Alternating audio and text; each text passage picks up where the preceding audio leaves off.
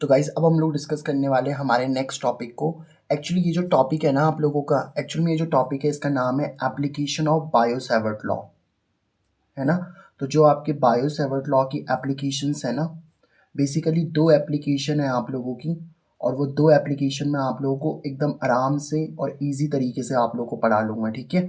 तो टेंशन बिल्कुल मत लेना, अगर आपने इससे पहले के लेक्चर नहीं भी देखे हैं तो कोई दिक्कत नहीं है, बट मैं रिकमेंड करूँगा कि आपको देखना चाहिए भाई। बोर्ड एग्जाम आपके पास में आ रहे हैं तो भाई अब पढ़ना स्टार्ट नहीं करोगे तो कब पढ़ोगे, है ना। तो आप पढ़ना स्टार्ट कर दो भाई आज से। जब से भी आप देखना स्टार्ट कर रहे हो, जब से भी आप पढ़ना, उसी दिन से पढ़ना स्टार्ट कर दो। मेरा कहना तो यही रहेगा बेटा, है ना। अब देखो बेसिकली क्या है आप लोगों का, हमें मैं आपको पहले थोड़ा सा रिवीजन करवा देता हूँ कि मैंने आपको कल की क्लास में क्या पढ़ाया था। तो थोड़ा सा पहले मैं आपको रिवीजन करा देता हूँ, क्योंकि मुझे पता है मेरे प्यारे बच्चे भूल जाते हैं। तो रिवीजन कर लेते हैं थोड़ा सा। जैसे मान लो ये मेरे पास में कोई वायर है, राइट से मेरे पास में कोई वायर है। इस वायर में मान लो आपका आई करंट जा रहा है, तो ये क्या है बेटा आप लोगों की, कोई करंट कैरिंग वायर है ना। तो लेट से ये हमारे पास में क्या है, कोई करंट कैरिंग वायर है, मतलब इस वायर में आप लोगों का करंट जा रहा है। अब मान लो इससे आर डिस्टेंस की दूरी पर, यहाँ से आर डिस्टेंस की दूरी पे मान लो मेरे पास में एक पॉइंट है आप लोगों का पी पॉइंट, और इस पी पॉइंट पे मुझे मैग्नेटिक फील्ड बतानी है। तो इस पी पॉइंट पे क्या करनी है बेटा, मेरे को मैग्नेटिक फील्ड बतानी है, ठीक है। तो मैग्नेटिक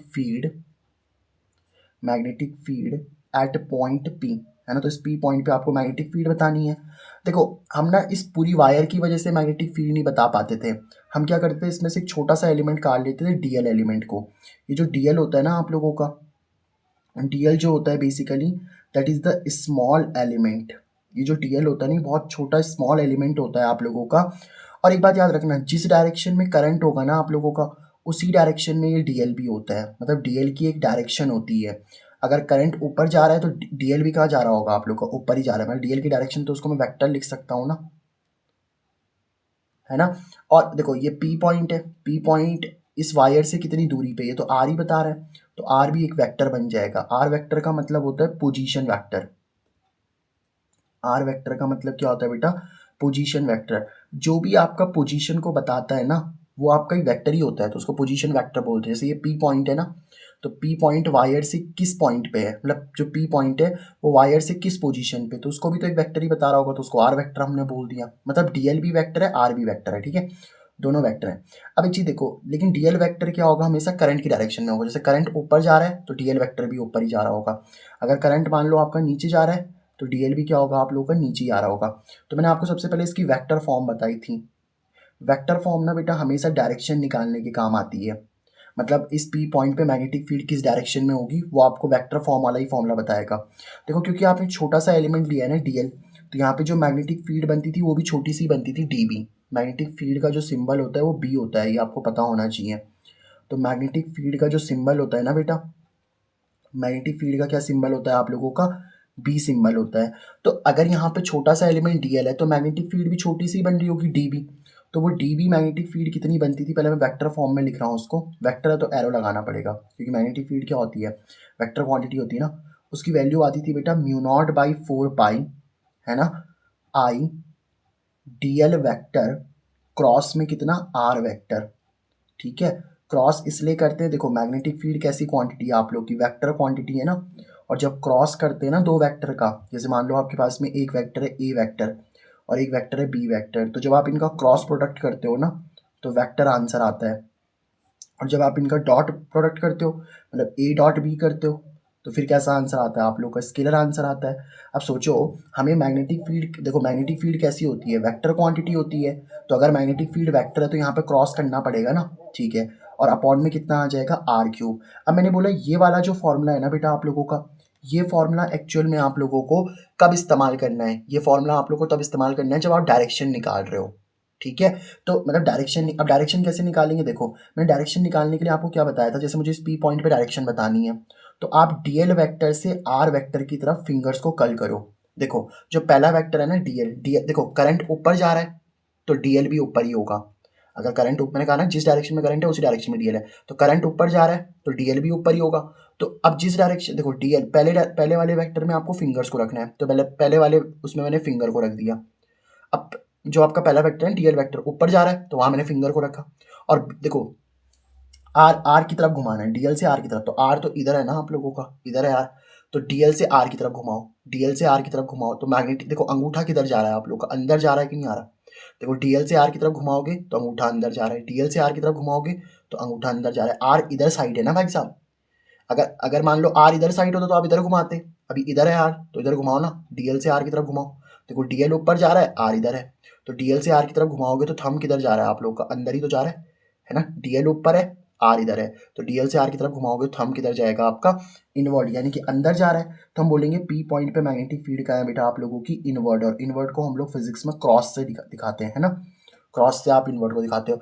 अब ये तो आपका वेक्टर फॉर्म हो गया, बट अगर हमें सिर्फ वैल्यू चाहिए तो वैल्यू के लिए आप लोग कौन सी फॉर्म का इस्तेमाल करते थे बेटा, स्केलर फॉर्म का, है ना। तो स्केलर फॉर्म के लिए क्या करना होता है, इस वेक्टर को हटा दो, आप वेक्टर हटा दोगे तो सिर्फ डी वी बचेगा। और स्केलर फॉर्म के लिए क्या फॉर्मूला बताया था मैंने, mu naught by 4 pi I d L, है ना, आई d L sine theta upon में कितना आर स्क्वायर। तो ये फॉर्मूला आप याद रखना, ये मैंने आपको कल बताया था एक बार, बस मैंने आपको रिवीजन करवा दिया, ठीक है।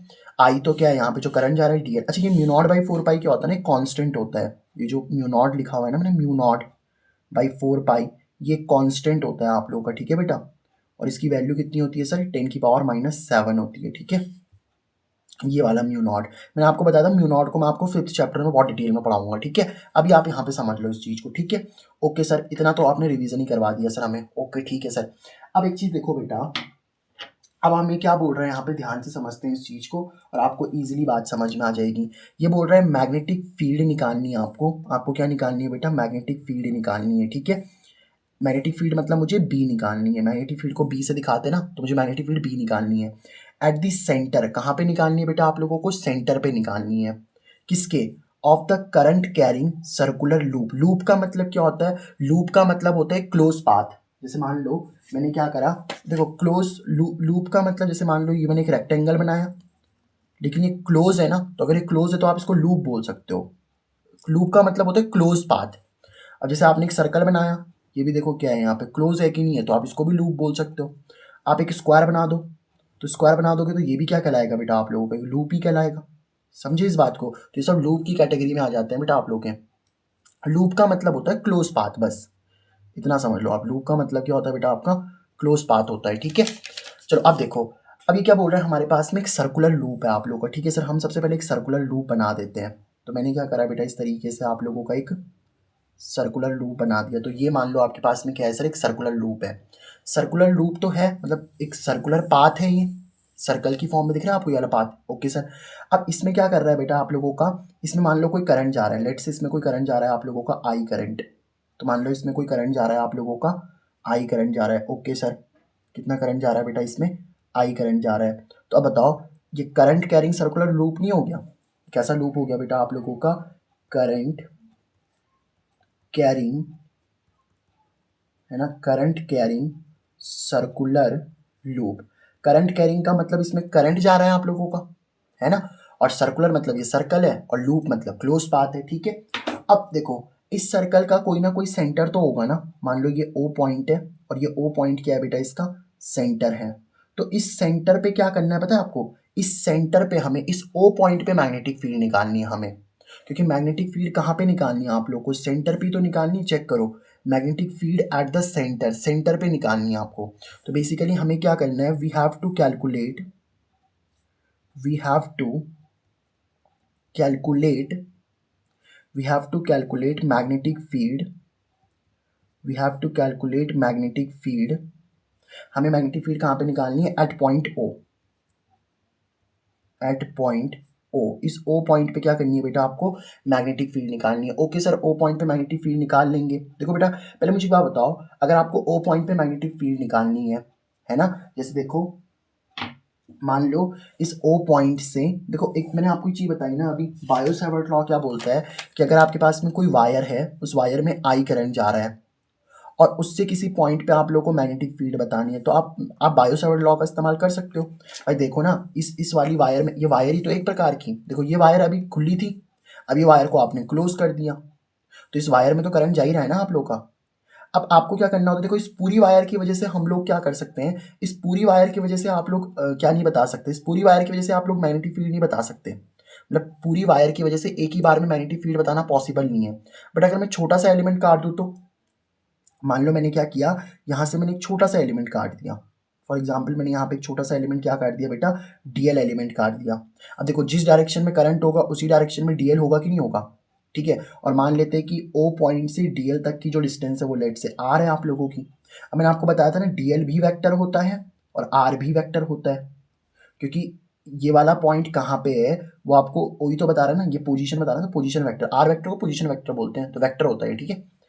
तो अब देखो सबसे पहले तो हम लोग बताएंगे कि इस सेंटर पे मैग्नेटिक फील्ड तो निकालनी है ना, बट मैग्नेटिक फील्ड किस डायरेक्शन में होगी। तो डायरेक्शन निकालने के लिए ये वाला फॉर्मूला का इस्तेमाल करते हैं हम लोग, जो वेक्टर फॉर्म वाला होता है। तो निकालो जरा, वेक्टर फॉर्म वाला फॉर्मूला कौन सा होता है आपके पास में, d V vector is equal to, क्या फॉर्मूला होता है बेटा आप लोग का, mu naught by 4 pi I, फिर क्या आ जाता है आप लोग का डी एल वैक्टर क्रॉस में कितना आर वैक्टर और अपॉन में कितना आर क्यूब। यही तो आता है कि नहीं आता आप लोग को, ओके सर। अब देखो ये कौन सा फॉर्मूला है आप लोग का, वेक्टर फॉर्म का। और वेक्टर फॉर्म वाला फॉर्मूला पता क्या करता है आपको, वेक्टर फॉर्म वाला फॉर्मूला और कुछ नहीं, बस आपको डायरेक्शन बता देता है। डायरेक्शन कैसे बताना है, जो डीएल वेक्टर है ना आप लोगों का, डीएल वेक्टर मतलब जो पहला वेक्टर है, पहले वेक्टर में फिंगर्स को रखना है और दूसरे वेक्टर की तरफ घुमा देना है। अब देखो करंट इस डायरेक्शन में जा रहा है तो डीएल भी तो इसी डायरेक्शन में जा रहा होगा, तो जिस डायरेक्शन में डीएल होगा उसमें आपने फिंगर को रख दिया। अरे समझे आप इस बात को, देखो जो पहला वाला वेक्टर है ना डीएल, उसमें मैंने क्या करा, फिंगर्स को रखा, और आर इधर है, मतलब आर यहाँ इधर है ना आर, तो ऐसे आर, देखो ये आर है ना, मैं आपको समझाता हूँ। देखो डीएल ऊपर जा रहा है आप लोगों का ऐसे, डीएल बेटा आपका ऊपर जा रहा है और आर इधर है, तो डीएल से आर की तरफ फिंगर को घुमाओ, डीएल से आर की तरफ फिंगर को घुमाओ। तो जब आप डीएल से आर की तरफ फिंगर को घुमाओगे तो थंब किधर आ रहा है आप लोग का, ऐसे, थंब किधर आ रहा है बेटा आप लोग को बताओ, बाहर की तरफ आ रहा है कि नहीं आ रहा। जब आप डीएल से आर की तरफ फिंगर को घुमाओगे तो थंब किधर आ रहा है आप लोग का, आउटवर्ड। यानी कि इस मैग्नेटिक ये वाला जो पॉइंट है ना आप लोग का सेंटर पे ओ पॉइंट, इधर मैग्नेटिक फील्ड पता कहाँ आ रही होगी आप लोग की, आउटवर्ड आ रही होगी। आउटवर्ड मतलब आउटवर्ड को हम लोग किससे दिखाते हैं बेटा, डॉट से दिखाते हैं, है ना। इनवर्ड को क्रॉस से दिखाते हैं, आउटवर्ड को डॉट से दिखाते हैं। इतनी बात समझ में आ रही है बेटा आपको। चलो एक काम करो, यहाँ पे एक और एलिमेंट काट लो, डीएल एलिमेंट, यहाँ पे एक और एलिमेंट काटो आप, डीएल एलिमेंट, ठीक है। तो अगर आपने यहाँ पे डीएल एलिमेंट काटा तो ऑब्वियस सी बात है सेंटर से इसकी डिस्टेंस कितनी हो जाएगी बेटा, आर डिस्टेंस, सेंटर से इसकी डिस्टेंस कितनी हो जाएगी आर। अब ये भी वेक्टर होता है, ये भी क्या होता है आप लोग का, वेक्टर ही होता है, समझे इस बात को। अरे ये वाली बात समझ में आ रही है आपको। अब एक चीज देखो जरा कि डीएल किधर है आप लोग को, देखो करंट इस डायरेक्शन में जा रहा है, देखो ना करंट इस डायरेक्शन में, जिस डायरेक्शन में करंट उसी डायरेक्शन में डीएल भी, तो करंट अगर इस डायरेक्शन में जा रहा है तो डीएल भी इसी डायरेक्शन में हो गया। और आर वेक्टर ऐसे है बेटा, देखो आर ऐसी तो है, देखो ना, इधर ये आर हो गया बेटा आपका, ये आर हो गया आपका, ये डीएल हो गया। तो डीएल देखो मैंने आपको क्या बोला, पहले वेक्टर में फिंगर रखो दूसरे की तरफ घुमाओ, तो डीएल से आर की तरफ घुमाओ जरा, डीएल से आर की तरफ घुमाओ। तो डीएल से आर की तरफ घुमाओगे तो कहाँ जा रहा है आप लोगों को बताओ, डीएल से आर की तरफ जाओगे तो थंब कहाँ आ रहा है, फिर से आउटवर्ड आ रहा है कि नहीं आ रहा। तो डीएल से आर की तरफ घुमाओगे तो थंब किधर आ रहा है आप लोग, देखो ये वाला डीएल है, डीएल वेक्टर करंट इधर जा रहा है तो डीएल भी तो इधर ही होगा, और आर वेक्टर इधर है, तो डीएल से आर की तरफ घुमाओगे तो थंब किधर आ रहा है आप लोग का, आउटवर्ड आ रहा है ना। तो थंब किधर आ रहा है बेटा आपका, आउटवर्ड। मतलब अगर आप कहीं पे भी डीएल काटोगे ना, कहीं पे भी आप डीएल काटोगे तो आप लोगों का जो इस ओ पॉइंट पे मैग्नेटिक फील्ड आ रही है ना वो आउटवर्ड ही आ रही होगी, समझिए इस बात को। तो मतलब डायरेक्शन कहाँ है आप लोगों की, इस ओ पॉइंट पे डायरेक्शन कहाँ है बताओ आप लोगों की, ओ पॉइंट पे बेटा डायरेक्शन आप लोगों की आउटवर्ड है, समझे आप इस बात को। ये वाली बात समझ में आई आप लोगों को, है ना। तो डायरेक्शन का आंसर यहाँ पे आउटवर्ड है। अच्छा बेटा देखो मैंने करंट को इस डायरेक्शन में घुमाया घुमाया है ना, मतलब जैसे ये आप लोगों की वायर है ना, तो मैंने करंट को ऐसे एंटी क्लॉकवाइज घुमाया है, ऐसे एंटी क्लॉकवाइज। देखो भाई घड़ी की डायरेक्शन देखो, घड़ी तो इस डायरेक्शन में चलती है, बट मैंने तो करंट को ऐसे घुमा रहा हूँ ना, करंट देखो इस डायरेक्शन में जा रहा है, सॉरी यहाँ पे ऐसा होना चाहिए था एरो, इस डायरेक्शन में जा रहा है। तो देखो जब एंटी क्लॉकवाइज जा रहा है तो आउटवर्ड आ रही थी मैग्नेटिक फील्ड, तो अगर क्लॉकवाइज जाता, क्लॉकवाइज जाता अगर ऐसे, अब देखो घड़ी की डायरेक्शन में जा रहा है कि नहीं जा रहा, क्लॉक की डायरेक्शन में जा रहा है नहीं, तो मतलब करंट आपका अब देखो अगर आपका देखो जब आपका कैसे जा रहा था, एंटी क्लॉकवाइज जा रहा था, जब आपका जो करंट था अगर वो एंटी क्लॉकवाइज जा रहा है तो मैग्नेटिक फील्ड कैसी आ रही थी यहाँ पे बताओ, इस वाले पॉइंट पे जो मैग्नेटिक फील्ड आ रही थी बेटा आप लोगों की वो आउटवर्ड आ रही थी, इस ओ पॉइंट पे ना आउटवर्ड ही तो आ रही थी। अब अगर मान लो इनवर्ड जा रहा है, सॉरी अगर आपका करंट कैसा जा रहा है बेटा आप लोग का क्लॉकवाइज जा रहा है, तो क्लॉकवाइज जा रहा है तो यहाँ पे इनवर्ड आएगी मैग्नेटिक फील्ड। मैं आपको प्रूफ करके भी बता देता हूँ, देखो करंट आपका ऐसे जा रहा है तो एक काम करो, जिस डायरेक्शन में करंट जाता है उस डायरेक्शन में आप डीएल को काट दो, ये मान लो ओ पॉइंट है, यहाँ से यहाँ तक की डिस्टेंस आर ले लो, आर भी वेक्टर ही होता है, डीएल भी वेक्टर ही होता है। तो क्या करना होता है, डीएल की डायरेक्शन में आपको क्या करना है, फिंगर रखनी है और आर की तरफ घुमानी होती है। देखो मैं समझाता हूँ कैसे। बेटा देखो ये आपका आर है, देखो आर इस तरीके से ना आप लोग का आर इस तरीके से बाहर, ये देखो ये वाला आर, ये आर ऐसे है और डीएल इस डायरेक्शन में, क्योंकि करंट भी तो इसी डायरेक्शन में जा रहा है। तो डीएल से आर की तरफ फिंगर घुमाना, डीएल से आर की तरफ घुमाओ। देखो ये राइट हैंड की फिंगर्स घुमानी है, डीएल से आर की तरफ फिंगर घुमाओ, डीएल से आर की तरफ फिंगर घुमाओ। तो डीएल से आर की तरफ फिंगर घुमाओगे तो थंब किधर जा रहा है आप लोग का, इनवर्ट जा रहा है ना। तो थंब किधर जा रहा है बेटा आप लोगों का, इनवर्ट जा रहा है। तो मैंने वही तो बताया था आप लोगों को, समझे इस बात को। ओके सर, ये तो समझ में आ गया बेटा आप लोगों को। चलो अब हमने डायरेक्शन वगैरह तो बता दी। अब अगर हमें वैल्यू बतानी है, तो वैल्यू बताने है तो आपको ये वाला फॉर्मूला इस्तेमाल करना पड़ेगा ना।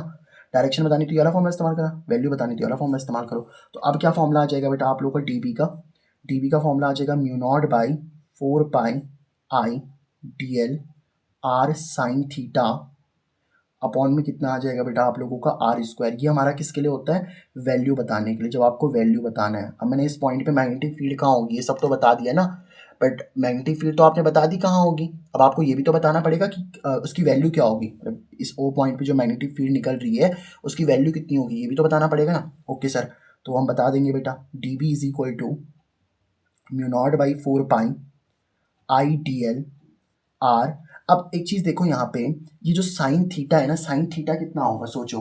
देखो बेटा आर वेक्टर आपका ऐसे है, खुद इमेजिन करना, आर वेक्टर ऐसे है आप लोगों का, और देखो करंट ऐसे ऊपर जा रहा है तो डीएल भी ऊपर ही जा रहा होगा। तो देखो आर ऐसे हो गया, डीएल ऐसे हो गया, तो डीएल और आर के बीच का एंगल कितना दिख रहा है आपको। देखो मैं समझाता हूँ आपको, ये क्या है बताओ आप लोग का, डीएल, और ये क्या है आप लोग का आर। डीएल ऊपर जा रहा है, आर इधर है, तो डीएल और आर के बीच का एंगल कितना हो गया, चेक करो। डीएल और आर के बीच का एंगल कितना है बेटा आप लोगों को, डीएल और आर के बीच का एंगल से 90 है, दिख रहा है ना ये वाला एंगल। देखो करंट ऊपर जा रहा है तो डीएल भी ऊपर और आर इधर, तो डीएल और आर के बीच का देखो ना, ये आर हो गया, ये ऊपर डीएल हो गया, तो डीएल और आर के बीच का एंगल कितना दिख रहा है, 90। तो ये जो थीटा होता है ना आप लोगों का, थीटा एक्चुअल में डीएल और आर के बीच का एंगल ही होता है। सॉरी यहाँ पे आर नहीं आता, वेरी सॉरी, यहाँ पे आर नहीं आता, mu naught by 4 pi I d L sine theta आता है आप लोगों का, ठीक है। आर नहीं आएगा यहाँ पे, आर कैंसिल आउट हो जाता है ना, ठीक है, यहाँ पे आर नहीं आएगा, वेरी सॉरी। बट जो मैं बता रहा हूँ ना, थीटा, थीटा किसके बीच का एंगल होता है एक्चुअल में, डीएल एंड आर के बीच का एंगल होता है। ये गलत बात नहीं है, ये सही बात है कि डीएल और आर के बीच का एंगल ही क्या होता है, थीटा होता है। तो थीटा इज द एंगल, लिख दो आप इस बात को, theta is the angle, theta is the angle between, theta is the angle between dl and r. तो देखो डीएल ऊपर जा रहा है, आर इधर है, तो इनके बीच का एंगल कितना हो गया आप लोग का, 90 हो जाएगा। हर केस में देखो डीएल आपका आगे जा रहा है, आर इधर है, तो इनके बीच का एंगल कितना हो गया, 90। मतलब थीटा की जो वैल्यू है ना वो 90 आ चुकी है यहाँ पे, तो साइन 90 आ जाएगा। अपॉन में नीचे कितना चल रहा है बेटा आप लोग का, आर स्क्वायर, ठीक है। अब साइन 90 की वैल्यू सबको पता होती है बेटा, कितनी होती है, 1। तो साइन 90 की वैल्यू कितनी हो गई बेटा आप लोगों की, 1 हो गई। तो यहाँ से अगर आप डी बी निकालोगे तो डी बी कितना निकल जाएगा बताओ बेटा आप लोगों का, mu naught by 4 pi I d L, है ना। साइन 90 की वैल्यू तो 1 हो गई, और अपॉन में कितना आ जाएगा आप लोग का, आर स्क्वायर। अब देखो इसको 1 से मल्टीप्लाई करोगे तो सेम ही आंसर आएगा, mu naught by 4 pi I d L को 1 से मल्टीप्लाई किया तो आई डी एल ही तो आएगा, और अपॉन में कितना चल रहा है आप लोगों को, ये तो आर स्क्वायर चल ही रहा है, इसमें तो कोई दिक्कत है नहीं ना आप लोगों को। अब देखो मतलब डी बी की वैल्यू ये आ चुकी है मेरे पास में, क्या आ चुकी है sir, mu naught by 4 pi I d L upon में कितना, आर स्क्वायर। अब देखो जब मैंने छोटा सा एलिमेंट डी एल लिया ना, तो उसकी वजह से छोटी सी मैग्नेटिक फील्ड कितनी आई, डी बी। तो जब मैंने एक एलिमेंट डी एल लिया तो उसकी वजह से D B magnetic field I. अब अगर मैं और डी एल एलिमेंट लेता तो उसकी वजह से डी बी और मैग्नेटिक फील्ड आती। देखो ना इस वाले डी एल की वजह से इस ओ पॉइंट पे magnetic field d B I, फिर आपने डी एल लिया फिर डी बी आएगी, फिर ये वाला डी एल लिया फिर डी बी आएगी। तो सोचो अगर आप इन डी बी को जोड़ दो, मैं क्या कह रहा हूँ, देखो अगर आप सारे डी एल को ले लो भाई, इस आपने इस पूरी वायर से सारे डी एल काट लिए, तो आपको सारी डी बी भी तो मिल जाएंगी। तो मतलब आपको सारे डी एल भी जोड़ने हैं और आपको सारे डी बी भी जोड़ने हैं, और जोड़ने का काम आपको पता होगा बेटा, जोड़ने का काम करता है आप लोगों का इंटीग्रेशन। तो यहाँ पे आपको इंटीग्रेशन करना है एक्चुअल में, ठीक है। तो अब आप यहाँ पे इंटीग्रेशन कर दो बेटा, इंटीग्रेशन का साइन ये होता है, ठीक है। देखो जब आप डी बी का इंटीग्रेशन करोगे तो टोटल मैग्नेटिक फील्ड मिलेगी नहीं मिलेगी, जैसे इस वाले डी एल की वजह से कितनी कितनी मैग्नेटिक फील्ड आ रही होगी, डी बी। इस वाले डी एल की वजह से कितनी मैग्नेटिक फील्ड आ रही है, डी बी। इस वाले डी एल की वजह से कितनी मैग्नेटिक फील्ड आ रही है, डी बी। आपने एक और एलिमेंट काटा डी एल, और उसकी वजह से भी कितनी मैग्नेटिक फील्ड आ रही होगी, डी बी। तो आप सारी डी बी को जोड़ दो तो टोटल मैग्नेटिक फील्ड आ जाएगी नहीं आ जाएगी, मतलब मुझे डी बी का इंटीग्रेशन करना है। तो यहाँ भी इंटीग्रेशन हो जाएगा बेटा आप लोगों का। अब देखो डी का इंटीग्रेशन तो बी हो जाएगा। बी क्यों हुआ भाई, डी बी को जोड़ो ना, छोटी मैग्नेटिक फील्ड डी बी, फिर और छोटी मैग्नेटिक फील्ड डी बी, सारे डी बी को जोड़ोगे तो टोटल मैग्नेटिक फील्ड नहीं आ जाएगी, सोचो।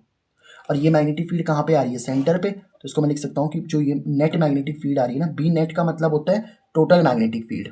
डी बी को जोड़ के जो मैग्नेटिक फील्ड आ रही है ना, उसको total magnetic field, net magnetic field बोलेंगे। और ये नेट मैग्नेटिक फील्ड कहाँ पे आ रही है बेटा आप लोग की, सेंटर पे आ रही है। तो जो मैग्नेटिक फील्ड आप लोग की सेंटर पे आ रही है, पता कितनी आ रही होगी, देखो अब देखो ये म्यू नॉट बाई 4 पाई तो कांस्टेंट है ना भाई, म्यू नॉट बाई 4 पाई की वैल्यू मैंने आपको बताई ना अभी, म्यू नॉट बाई 4 पाई जो होता है ये कांस्टेंट होता है, इसकी वैल्यू तो 10⁻⁷ होती है।